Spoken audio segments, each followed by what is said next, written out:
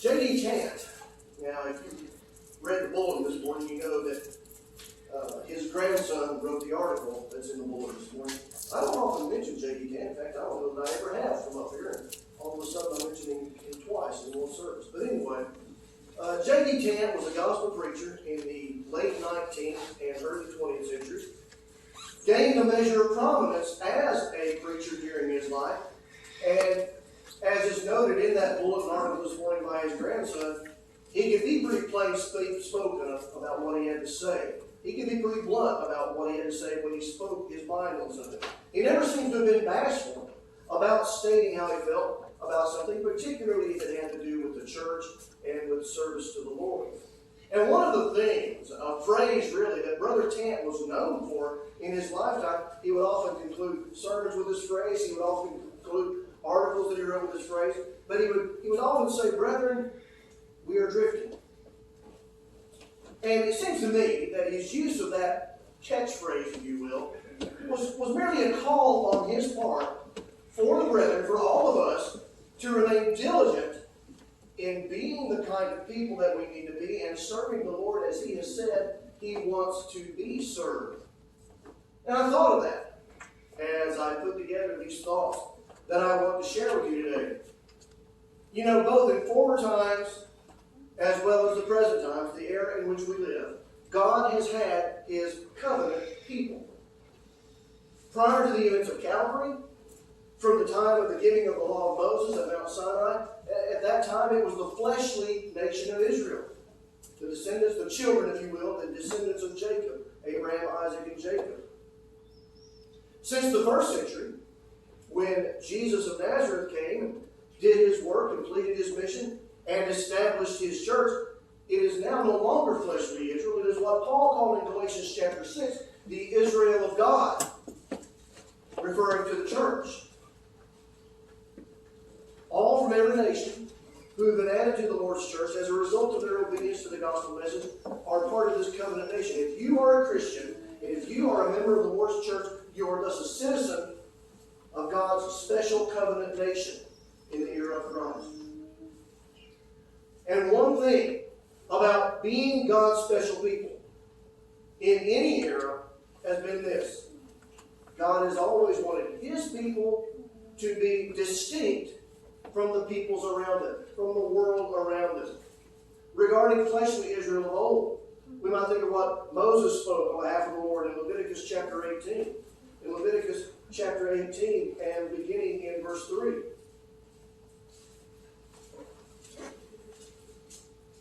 There, the Lord said through Moses, "According to the doings of the land of Egypt, where you dwell, you shall not do. And according to the doings of the land of Canaan, where I am bringing you, you shall not do. Nor shall you walk in their ordinances. You shall observe my judgments and keep my ordinances to walk in them. I am the Lord your God." So God wanted his people in these days of fleshly Israel, he wanted his people to be different. He wanted them to be distinct from the peoples around them. And that's why years later, when they came to Samuel wanting a king to be like the nations around them, that should have been a big red flag. Because God had already told them, "I don't want that for you." God didn't want them being like the peoples around them. He has never wanted that for his people. And similarly, in the era of Christ, God wants his people to be a distinctive people now as well. I think of what Paul wrote in Philippians chapter 2, when he urged his readers there, that would include us, to be without fault in the midst of a crooked and perverse generation, to shine as lights in the world amidst such darkness. It's why Paul wrote in 2 Corinthians chapter 6, to come out from among them and be separate. God wants and has always wanted his people to be distinct from the peoples around them. I've mentioned from up here before several times actually, that one of my greatest fears with regard to the Lord's church, one of the things that I feel is one of the greatest threats to the church, is the lure of worldliness and the resultant danger of our losing our distinctiveness as a people.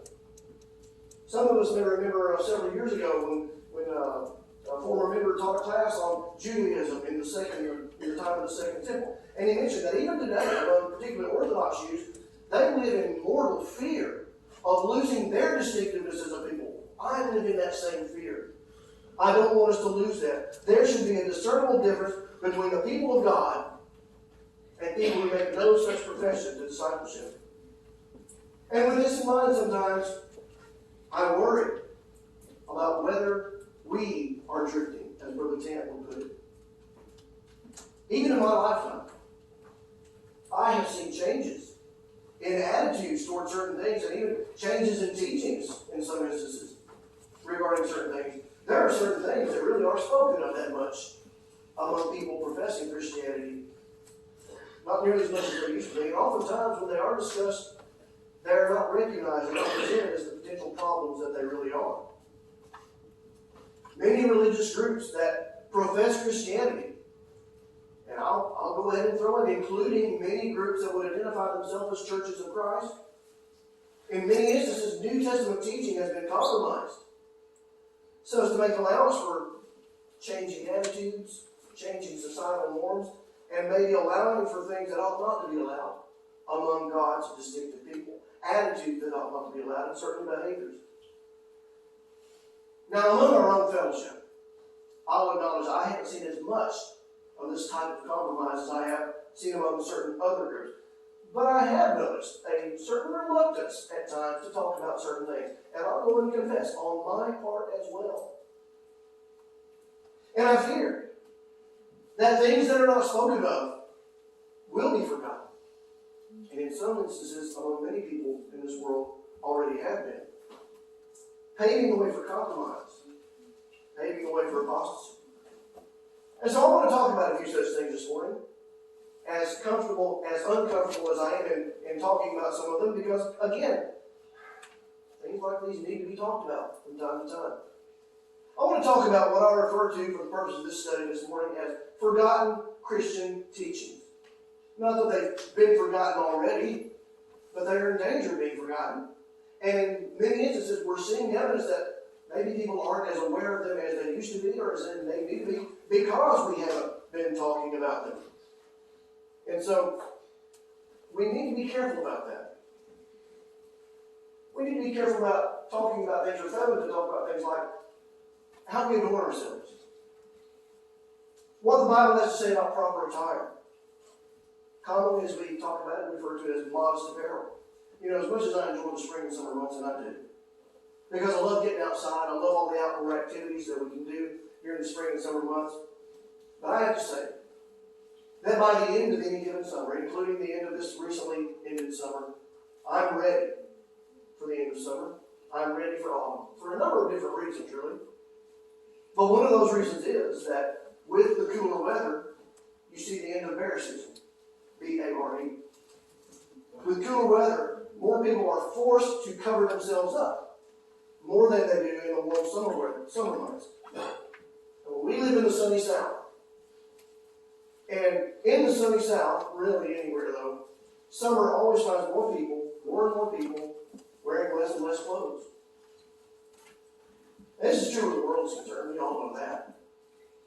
But I'm afraid as time goes by, I'm seeing more and more in the church who are pushing the limits of what is appropriate in this regard, and oftentimes even exceeding those limits. Now, the Bible does speak to this particular subject. We need to be aware of that. The Bible is not silent on this. But as people have decided and desire to dress in certain ways that accommodate changing attitudes with the passage of time, what the Bible says is not talked about as much anymore. And it needs to be.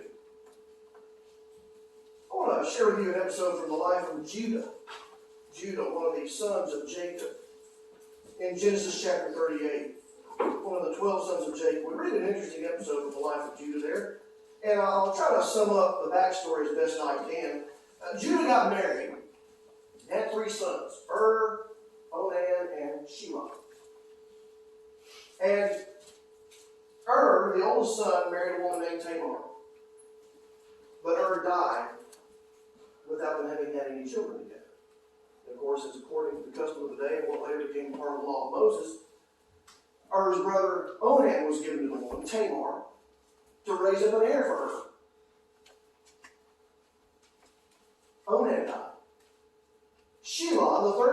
Judah was too young to marry at that time. And so Judah promised Tamar, when he is old enough, I will give him to you. But then Judah did not follow through on that promise.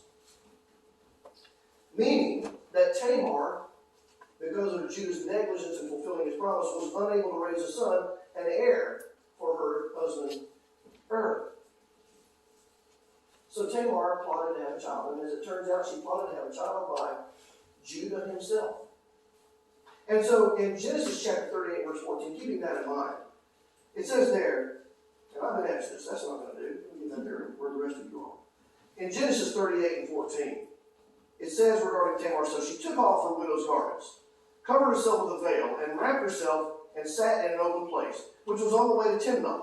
For she saw that Shelah was grown, and she was not given to him as a wife. So, go on into verse 50, and it says, when Judah saw her, he thought she was a harlot, because she had covered her face. Now the text here notes that Judah saw Tamar and thought that she was a harlot. And the indication seems to be he thought she was a harlot because of the way she had adorned herself, because of how she was attired. And that reminds me that certain things that a person may choose to wear, or maybe we should say should choose not to wear, suggest and can suggest something to others about that person. Sure, an episode from my personal experience. Several years ago, before we had kids, Tommy and I were at Six Flags down in Atlanta with some friends. And we went to one of those shows. It was one of those shows where they get people out of the audience, they ask for volunteers to come down and be part of the show. I jump up and down and wave my arms, they never choose me. Can't imagine why. There was a young woman that was chosen.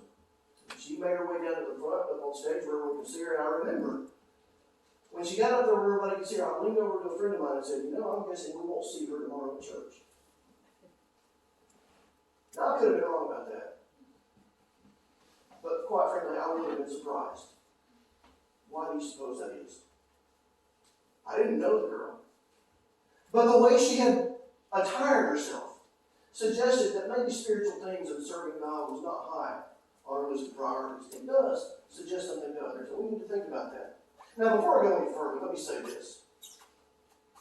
I'm not going to try to designate, and I don't know that I can designate where the line is beyond which point something is too short, too tight, too low cut, or too revealing. I don't know that I can designate that line. But we need to be honest about this. Do we really need that? Can't we tell when that line, wherever it is, has been crossed? Or can't we tell when we're really pushing the limit? I said this about a lot of things, but no one answers to me on this subject. We know that, and I know that. No one answers to me on the subject, but we all answer to God. So we better be honest with ourselves on this subject. We studied before about things that God has said He wanted, but has not given us the exact amount of what that thing is that He wants. And we've talked about how that we can use that as an opportunity to do as little as possible to please God, or to do as much as possible to please God. I wonder if the idea of modesty in our apparel wouldn't fall into this category. There's no real discernible, specifically stated limits here. But maybe that's an opportunity for us to go out of our way to be pleasing to God, rather than trying to push the limits. No, God hasn't specified a line or a limit where this is concerned, I don't believe. But I'll tell you what He has said. In 1 Timothy chapter 2, for example, He stated that there is a manner in which a person can adorn himself or herself that is proper for someone professing godliness. There's a proper way for a person professing godliness to adorn themselves. We suggest there is an improper way for them to adorn themselves as well. Can we say that the way we attire ourselves, the way we dress ourselves at all times is befitting a person making a claim to godliness? Different professions, have different uniforms. The military has a uniform. Nurses have uniforms. Mechanics have uniforms. Football players have uniforms. How would it strike us if a member of a football team ran out onto the field wearing a nurse's uniform? If our profession is Christianity, discipleship, with Jesus as our master, we need not be wearing the uniform of those whose life professes something else. Again, this is something that's not talked about as much in churches as it was when I was younger. And it's in danger of being forgotten. We need to think about it, and we need to talk about it. We can talk about other things as well in this regard. We might talk about the consumption of alcohol in this vein of this study.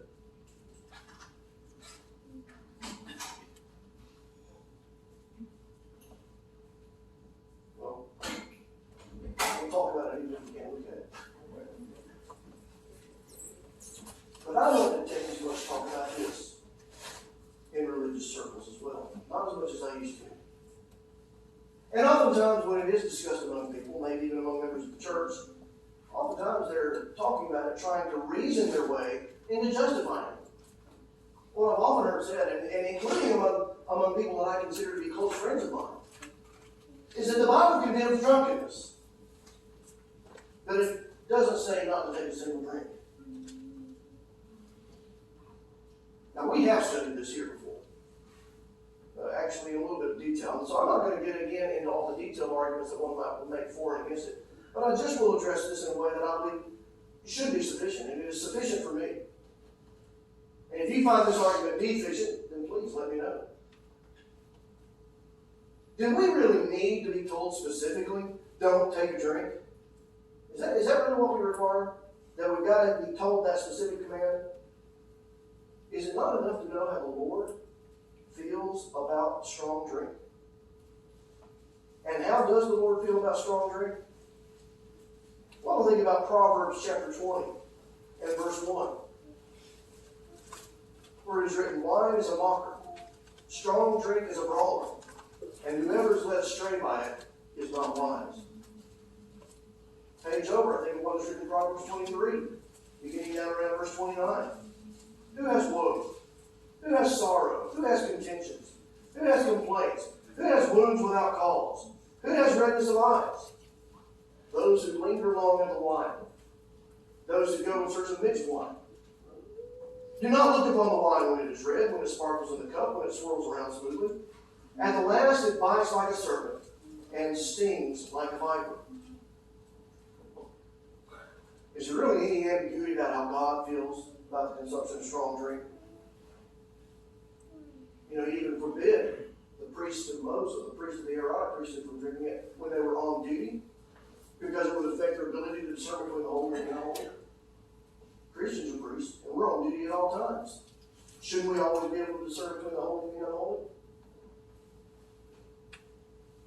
What about what Paul said to Timothy, though? In 1 Timothy chapter 5 and verse 23, it is true that Paul did write to Timothy and told him there to take a little wine. Now, this is in 1 Timothy chapter 5. I'm aware that there may be a distinction. Someone talked about the fact that there can be a distinction made between the wine that Paul spoke of and wine as it is generally thought of today. Honestly, though, I will tell you up front, I'm not that well versed with those arguments and the science and all behind that. But what I want to note is that when Paul gave that instruction to Timothy, he was not advocating for Timothy to engage in social or casual drinking. There was actually a specific purpose that Paul had in mind when he gave Timothy the instruction to take wine. Let's look at that verse in its entirety. 1 Timothy chapter 5 and verse 23. He said there, no longer drink only water, but use a little wine for your stomach's sake and your frequent infirmities. Apparently, Timothy had some physical ailments for which the wine of which Paul spoke, whatever it was, served some medicinal purpose, provided some assistance in that regard. That alone, what Paul said there is that there is not sufficient to authorize drinking alcohol casually or socially. With regard to this instruction given to Timothy, we even recognize in this land, the laws of this land recognize there are some substances that can be taken for medicinal purposes, prescription medications, things like that. But they're not to be taken for social or recreational purposes. If you do that, You've broken the law and you can go to jail.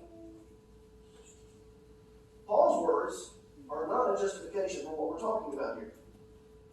The fact of the matter is, I believe that you can look throughout the Word of God, and I don't believe you'll find social or casual drinking ever mentioned in a positive light. It's mentioned. It's mentioned in a couple of places we read from, but never in a positive light in this context. And of course, on top of this is the fact that there are so many people who have suffered tremendously under the oppressive hand of alcohol. And yet many churches tolerate it, when they should be pointing out things like this about it. I do believe that what I'm saying is in accordance with what is written in the Bible. Though there may not be many. There may not be many churches even who are willing to talk about these things. We need to be. We don't need to forget how the Lord feels about it and what the Lord said about it. We can talk about purity as well in the same vein as we're talking about sexual purity. This is not a comfortable thing to talk about. It's not for me. But sometimes I wonder if we see, and we know, that we are in a very promiscuous, sex-obsessed society. And sometimes I wonder if the current situation we see with regard to this subject isn't due to the fact that so many people have been unwilling to talk about it and deal with it. People in every age group have drifted so far from the Lord's intent with regard to this subject and their attitudes and their practices. And I'm afraid many churches professing Christianity are willing to tolerate behaviors among their members that the Bible would not. I get it. I get that this is a natural desire for human beings. And I understand that it is not something that is inherently evil. It's not. In fact, it's something that's necessary. It's necessary to the continuation of the human race, is it not? And I understand that even apart from the procreative aspect of it, there is pleasure that is derived from it and the satisfaction of a natural drive. And all of this is okay. Let me say that. You know, the Lord has commanded people to engage in this activity. Now, stay with me, don't run too far in. But God has commanded that, both for the continuation of the race. You know, in Genesis 1:28, He told the man and the woman, be fruitful and multiply. So he's told people to do it for that reason. But also, He's told people to do it for the pleasurable satisfaction of this human desire. God tells us in 1 Corinthians 7, verse 5, that husbands and wives should not deprive one another in this regard, because it would put temptation in their way. He's given us husbands and wives, among other reasons, as an outlet for this desire. What I'm getting at is, there is a right way to fulfill this desire. There's a wrong way as well. And this sexual relationship, this relationship is a good thing in its proper context. We need to understand that. It's a good thing in its proper context. But context is everything. You know, a husband might bring home a truckload of sod and lay it out on the front yard, and the wife might think, oh, that is so beautiful. What if he takes that same sod and puts it in the living room? Not so beautiful then. Whether or not it is a good thing depends on its setting and its context. And the Lord has told us what the proper setting and context is for this activity. And in Hebrews chapter 13 and verse 4, the writer says, their marriage is honorable among all, and the bed undefiled. But fornicators and adulterers God will judge. So, it is in the context of marriage. And I feel like I need to go ahead and say this. Which God defines, which the Bible defines as between a man and a woman, both of whom are eligible for marriage. But it is in the context of marriage that this desire, this drive, finds its proper expression. And there is absolutely nothing about relations between a man and a woman, or between a husband and a wife. I guess I should be more specific. There is absolutely nothing about relations between a husband and a wife that is wrong or that is dirty. God says in this verse we just read, the marriage bed is undefiled. But that's not what it says in this verse. Those who are fornicators and adulterers, and that pretty well covers anyone who would engage in this activity outside of marriage, the writer says there that person will be judged by God. And the word that the Hebrew writer uses there literally means condemned. When kept within the bonds of marriage, this relationship is good and honorable. Outside those bonds, it is wrong. It is condemnable by God. And churches are not doing anyone any favors by failing to teach this. And they're certainly not doing anyone any favors by tolerating such activities among their memberships. It's in danger of becoming a forgotten teaching among men. We need not let it become forgotten among us. And then there's one more teaching of Christianity that I will mention this morning. A teaching of Christianity that I fear is largely being forgotten because so many Christian groups are not teaching on it or are not teaching what is correct. And actually that refers to something I mentioned just a moment ago with regard to the sexual relationship. I mentioned that the sexual relationship is sanctioned by God when it is between a man and a woman who are eligible for marriage to each other and are married to each other. The New Testament's teaching, though, on who is eligible for marriage is a neglected teaching. One that many churches are willing to set aside if the marital status of their members is any indicator. There are a lot of churches that tolerate flouting the Lord's law with regard to marriage and divorce. People are marrying and divorcing for any reason under the sun, and then getting remarried. I've known to tell you before, a few years ago, when the homosexual marriage issue became such a big thing, people were complaining that the homosexuals were defiling this institution. No, heterosexuals did that a long time before the homosexuals ever did, when they started flouting what the Lord taught with regard to marriage and divorce.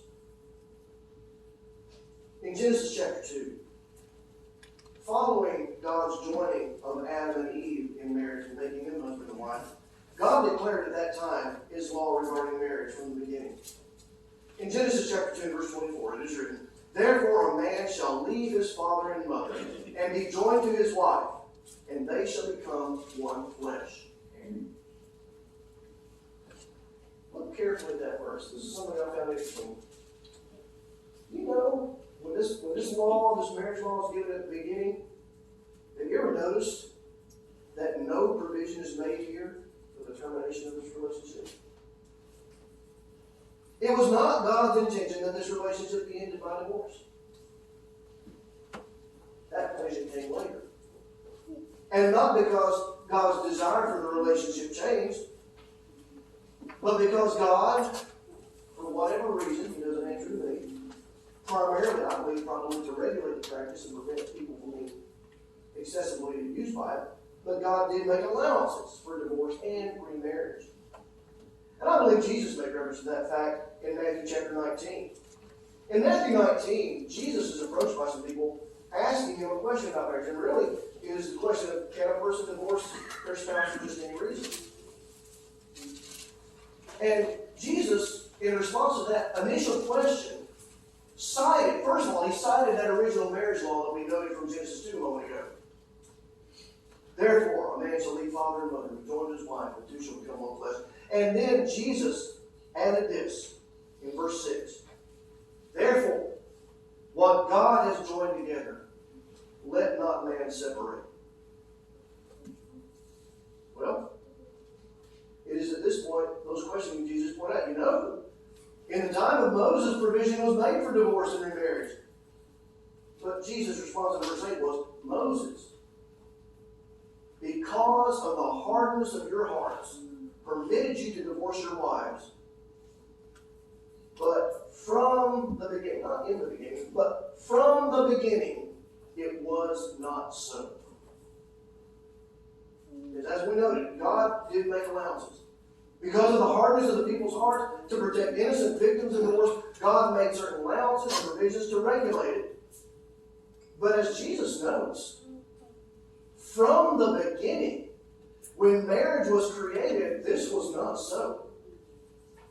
It was never something that God intended for this institution. He intended it from the beginning to be one man, one woman, no matter who they are, for life. What's more, as Jesus prepares for the establishment of His kingdom and the implementation of His law, He states that under his law, things are going back to the way God intended it. The way God intended it from the beginning. Meaning that he does not intend for divorce to be a common thing among his people. And he states that intent. That man not put asunder what God joins in marriage. In verse 9, he says, whoever divorces his wife and marries another commits adultery. And whoever marries her is divorced commits adultery. Now I realize, and I know most of you realize, I did not read that verse as it is written. He does include an exception in that rule. But I read it the way I did because it is an exception. Okay? And before we talk about the exception, we need to make sure we know the rule. The rule is don't divorce and remarry.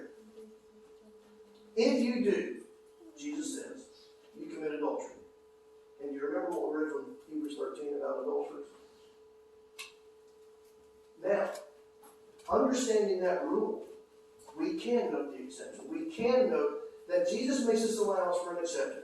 If a person's spouse engages in fornication, that person may put the spouse away, divorce their spouse, and that person, the innocent party, can remarry again without being guilty of adultery. And I'm aware, I know people that have been able to marry a second time because of this allowance that the Lord made. I know of at least 2 gospel preachers that have been able to do this. But we all know that many people in our society are divorcing and remarrying, sometimes multiple times. Many people living that are members of churches in many communities and doing this for reasons that are not authorized by the Lord. But ignoring the Lord's teaching on this subject does not make that teaching go away. And whether we're talking about this subject or any of the others that we've talked about this morning, if they do become forgotten, they still remain true. So we must not let them become forgotten. When Jesus issued the Great Commission, thinking about it as it is recorded in Matthew 28, when Jesus issued the Great Commission, he said that those who become his disciples were to be taught to observe all things that he has commanded. In other words, as Paul might put it, they are to be taught the whole counsel of God. Men will answer to the Lord for the entirety of the law of Christ. We will answer to the entirety of the law of Christ. We must not neglect to consider and study it all, even those things that are not popular, even those things that are not comfortable. We need to make sure that none of the teachings, precepts, or principles of Christianity become forgotten due to neglect on our part or on the part of society to talk about them and consider them.